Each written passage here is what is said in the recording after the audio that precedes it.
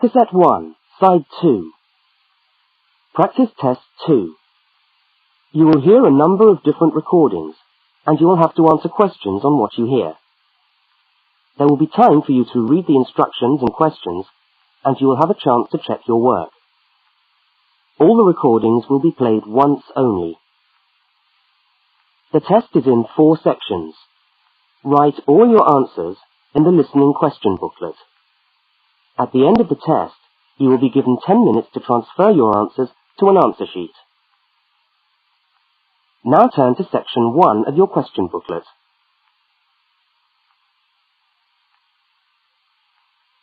Section 1. In this section, you will hear 2 overseas students, Kate and Lukey, being interviewed by a university counsellor. First look at questions 1 to 5.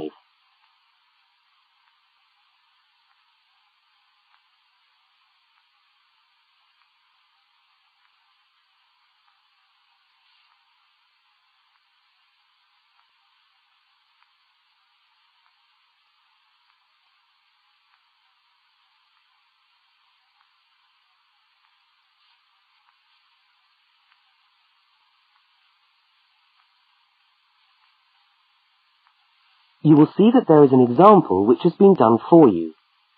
On this occasion only, the conversation relating to the example will be played first.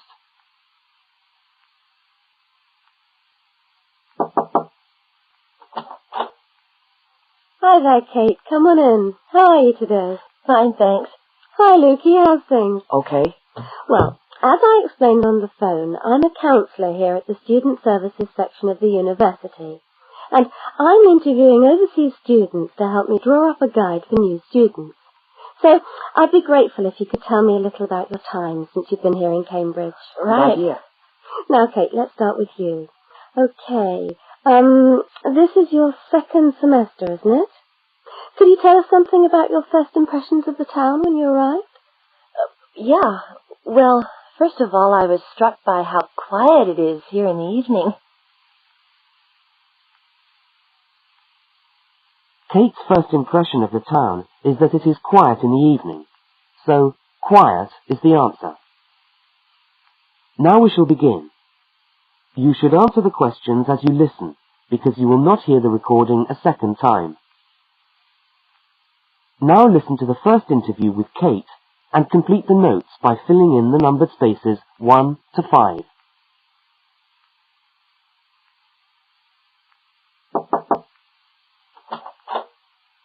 Hi there, Kate. Come on in. How are you today? Fine, thanks. Hi, Lukey. How's things? Okay. Well, as I explained on the phone, I'm a counsellor here at the Student Services section of the university. And I'm interviewing overseas students to help me draw up a guide for new students. So I'd be grateful if you could tell me a little about your time since you've been here in Cambridge. Right. Good idea. Now, Kate, let's start with you. Okay. This is your 2nd semester, isn't it? Could you tell us something about your first impressions of the town when you arrived? Yeah. Well, first of all, I was struck by how quiet it is here in the evening. Yeah, I suppose Cambridge is a quiet place. Where did you live when you first arrived? Well, I went straight into student accommodation. It was a kind of student hostel. Ah, right. So, you didn't have to worry about doing your own cooking or anything like that? No, but sometimes I wished I had. The food at the hostel was awful. Oh, dear. But how were the other students? To be honest, I haven't managed to make many friends, even though the place is full. People seem to keep to themselves. They're not really very friendly. Oh, I'm sorry to hear that. Well, what about the actual course? You're studying, I'm doing a master's by coursework in environmental studies. Oh, right. And how are you finding that? Yeah, well, it's been pretty good, really. I've enjoyed the course, but I feel there hasn't been enough contact with the lecturers. Oh. They all seem to be incredibly busy. The only chance I've really had to talk to them was on the field trip. Well, that's no good. Mm-mm. Could anything be done to improve the course, in your opinion? Well, I think it would be helpful to have meetings with lecturers on the course, say once a fortnight, Something like that. Regular meetings. Uh-huh. Yes, that could certainly help. Now, Kate, we'll come back to you in a minute, but I'd just like to ask Lukey some questions. Before they continue the interview, look at questions 6 to 10.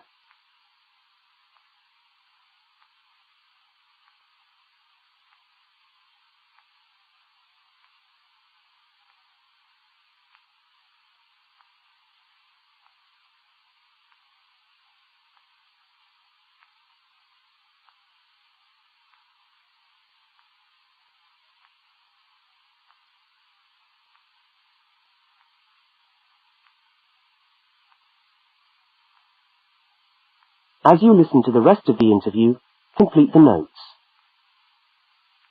Lukey, where are you from? I am from Indonesia. And how did you find Cambridge when you first arrived? Well, I like it here. I think the city is very beautiful. What about your accommodation? Was that okay? Yes, okay. At first, I stayed with a family for 3 months. They were very kind to me, but they had 3 young children and I found it difficult to study. Right, I see.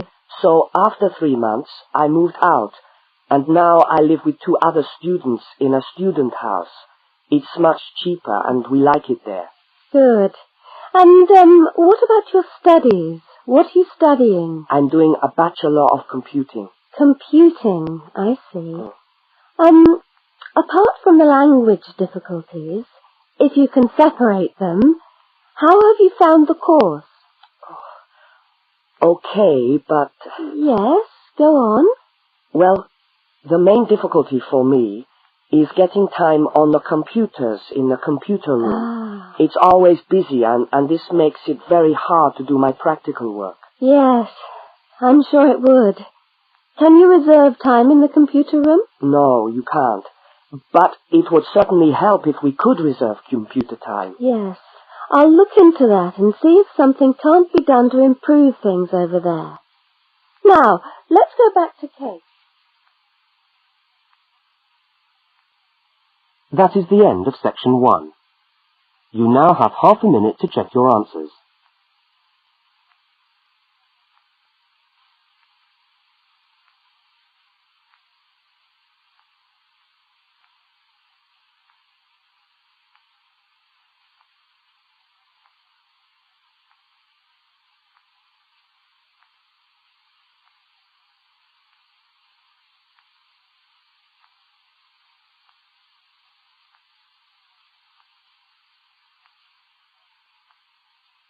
Now turn to section 2.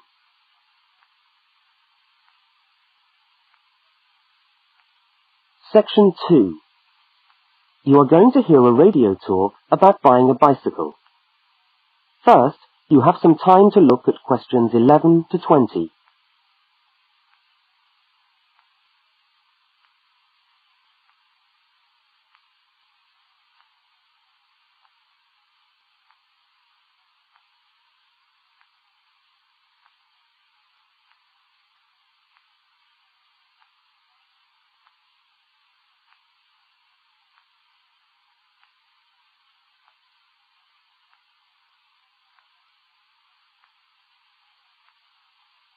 Now listen to the first part of the talk and complete the notes by filling in the numbered spaces 11 to 20. Well, last week we talked about buying camping equipment, and today I'd like to talk to you about buying a bicycle. A simple enough exercise, you might imagine, but there are lots of things to look out for to make sure you get the best deal for your money. Well, the range of bicycles is enormous. There are racing bikes, touring bikes, mountain bikes, or just plain ordinary bikes for riding around town. They vary enormously in 2 basic ways: price and quality. This means that the choice you make will probably be determined by the amount of money you want to pay, your own personal needs, what is actually available, or a compromise of all 3 things. However, in broad terms, you can spend anything from $50 to $2,000 on a bike, so you'll need to know what you're looking for. Single-speed cycles, that is bikes with no gears, are really only suited to short, casual rides. Their attraction is their simplicity and reliability. After years of neglect they still manage to function, though not always too efficiently. If it's basic transport you're after, then you can't go wrong. 3-speed cycles, on the other hand, are all that is really necessary for most town riding, going to the shops and things like that. Like the single-speed bike, they're simple and reliable. If you are going to be going up and down lots of hills, then you'll probably want something more efficient. 5 and 10-speed bicycles are best suited to riding over long distances or hilly terrain and to serious touring. So if it's serious touring you're interested in, get a 5 or 10-speed bike. However, it's worth remembering that the difference in price between a 5 and 10-speed cycle is usually very little, and so it's well worth paying that little bit extra to get the 10-speed one. So I would tend to recommend the 10-speed bike as the price is similar. However, you'll be getting better quality components. Now the next thing we need to look at is size. Buying a cycle is like buying clothes. First of all you find the right size and then you try it on to see if it fits. Contrary to what you might imagine, the size of the cycle is not determined by the size of the wheels, except in children's cycles, but by the size of the frame. So you'll need to measure the length of your legs and arms to get a frame that is the right size for you. Well, that's all from Helpful Hints for today. That is the end of section 2. You now have half a minute to check your answers.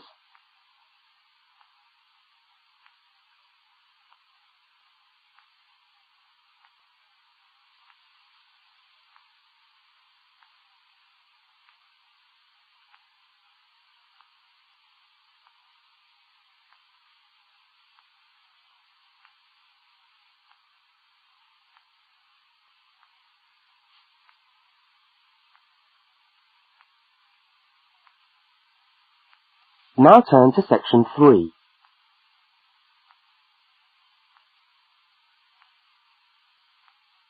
Section 3. In this section, you will hear a conversation between two students, Fiona and Martin, talking about a tutorial topic. First, look at questions 21 to 24.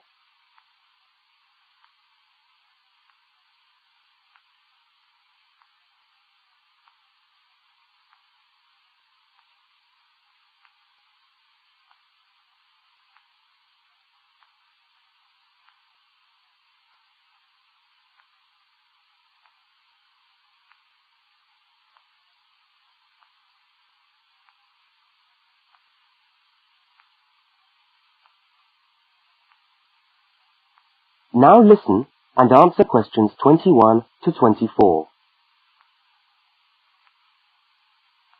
Hi there, Martin. How are you going with your Australian Studies tutorial paper? Oh, good. I finished it, actually. Lucky you. What did you do it on? I'm still trying to find an interesting topic. Well, after some consideration, I decided to look at the history of banana growing in Australia. Banana growing? Yeah, banana growing. Fascinating, I'm sure. Well, it's not as boring as you'd think. And I wanted to tie it into the work I've been doing on primary industries and the economy. Anyway, I bet there are a few things you didn't know about bananas. Such as? Such as the fact that bananas were among the first plants ever to be domesticated. Oh, really? Yeah, they're an extremely nourishing food. I suppose you're going to tell me the whole history of banana growing now, aren't you? Well, it'll be a good practice run for my tutorial next week. I'll do the same for you sometime. Okay, fire away. So where were these bananas first domesticated?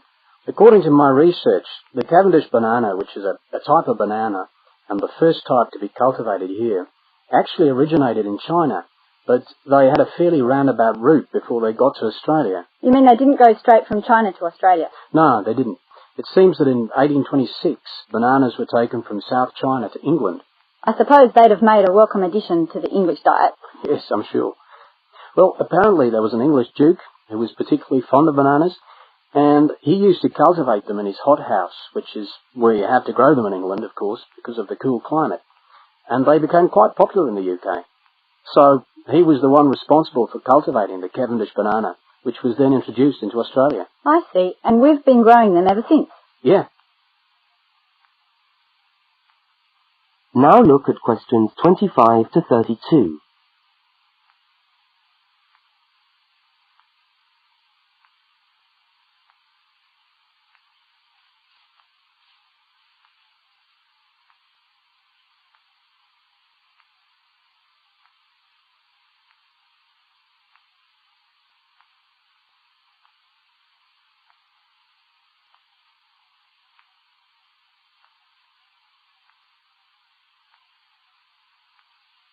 As the conversation continues, complete Martin's notes. Are they hard to grow?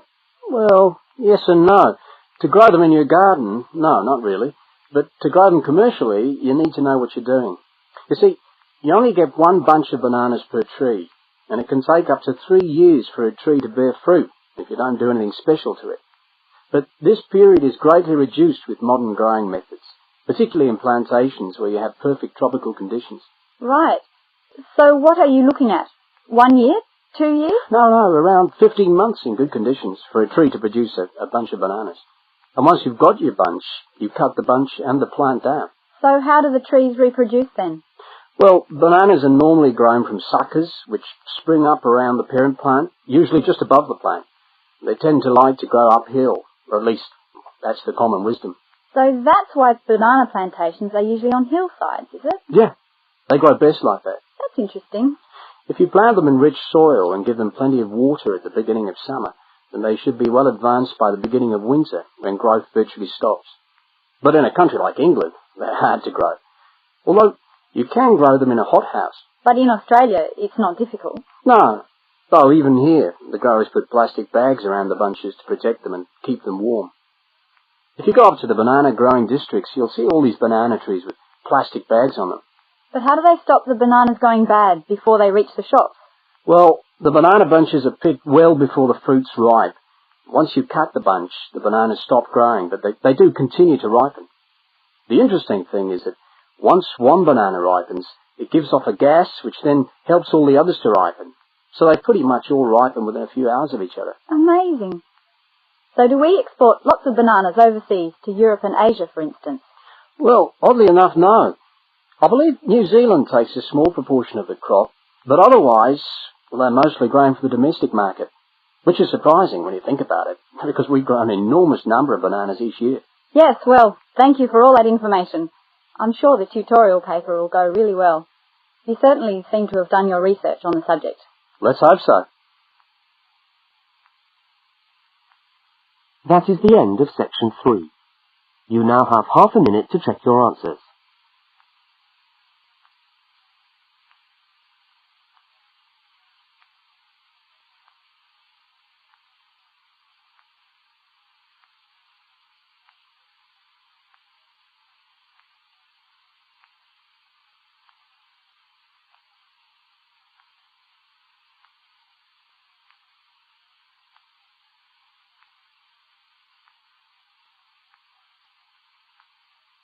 Now turn to section 4.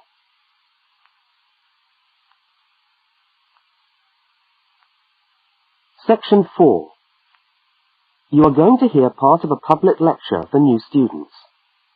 First, look at questions 33 to 35.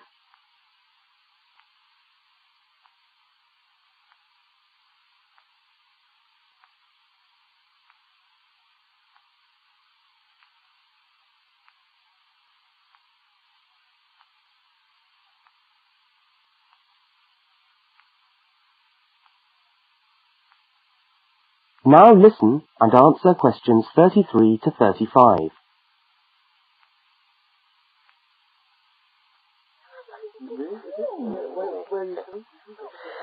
Good morning everyone, and welcome to our regular lecture on health issues. This series of lectures is organised by the Students' Union and is part of the Union's attempt to help you, the students of this university, to stay healthy while coping with study and social life at the same time. So, it's a great pleasure for me to welcome back Ms. Diane Greenbaum, who is a professional dietitian and who has been kind enough to give up her time in what I know is a very hectic schedule to come along and talk to us today. Thank you. Thank you very much, John. May I say it's a pleasure to be back. Now, stresses at university, being away from home and having to look after yourselves, learning your way around the campus, all contribute to making it quite hard sometimes to ensure that your diet is adequate. So, today, I'm going to talk about ways of making sure that you eat well, while at the same time staying within your budget.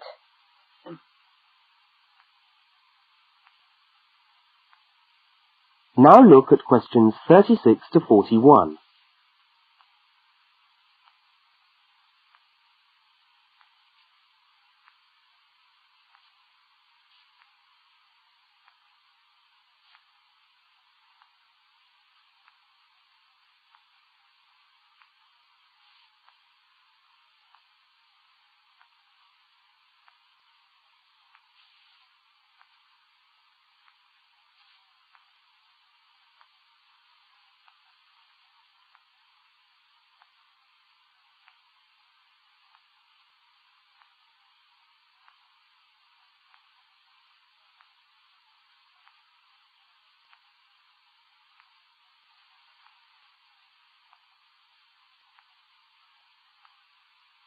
As you listen to the second part of the lecture, complete the notes and diagram in the spaces provided.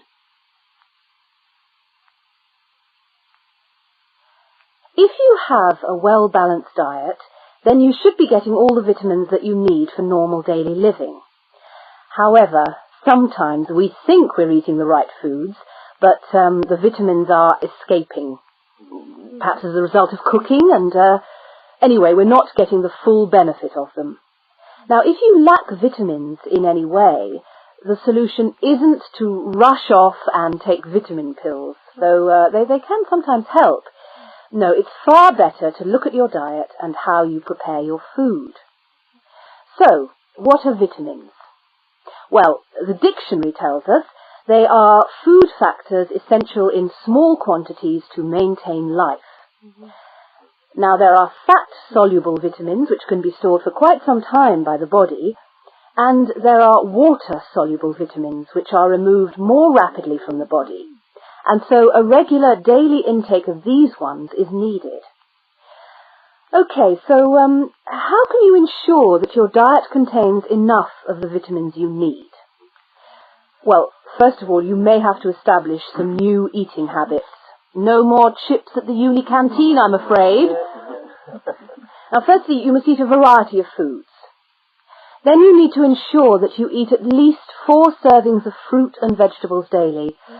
Now, you'll need to shop 2 or 3 times a week to make sure that they're fresh, and store your vegetables in the fridge or in a cool, dark place.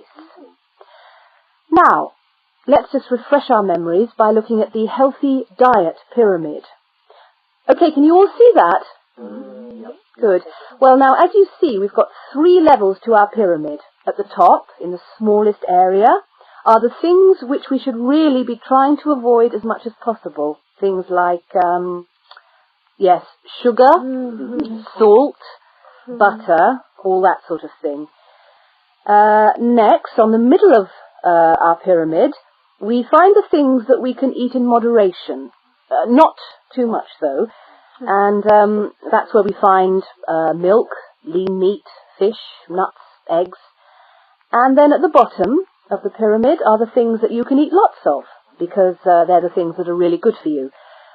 Here we have bread, vegetables, and fruit. So, don't lose sight of your healthy diet pyramid when you do your shopping.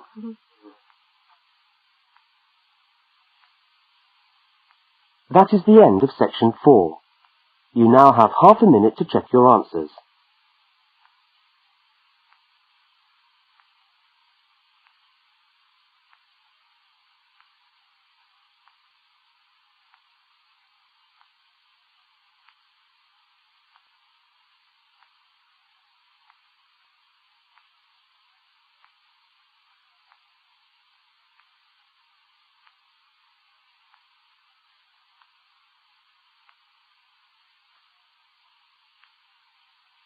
That is the end of the listening test. You now have 10 minutes to transfer your